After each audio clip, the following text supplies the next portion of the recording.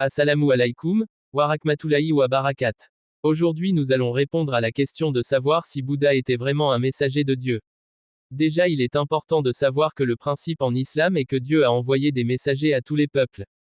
Le Coran établit clairement que Dieu a envoyé des messagers à chaque nation, mais que tous ne sont pas nommés.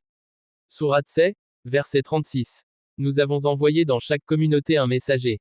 Et dans la Sourate 4, verset 164, Allah dit. Et il y a des messagers dont nous t'avons raconté l'histoire précédemment, et des messagers dont nous ne t'avons point raconté l'histoire. Donc, il est possible qu'un prophète ou messager ait été envoyé en Inde ou en Asie orientale, même s'il n'est pas nommé explicitement dans le Coran. Bouddha est-il nommé ou identifié comme prophète en islam? La réponse est claire, non.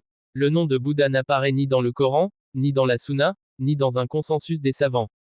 Donc aucune preuve textuelle islamique certaine n'affirme que Bouddha était un messager de Dieu.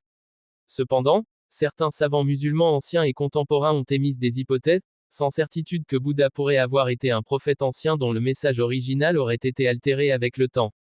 Et d'autres ont suggéré un lien possible avec Dhul-Kif, mais sans preuve solide. Ces avis sont des conjectures intellectuelles, non fondées sur des textes explicites. Un autre problème majeur est celui du bouddhisme actuel. Le bouddhisme tel qu'il est connu aujourd'hui ne prêche pas clairement l'adoration d'un Dieu unique, ni ou ignore souvent la notion du créateur personnel. Or le Coran affirme dans la Sourate 16, verset 36. Nous avons envoyé dans chaque communauté un messager, pour leur dire, adorez Allah et écartez-vous du faux.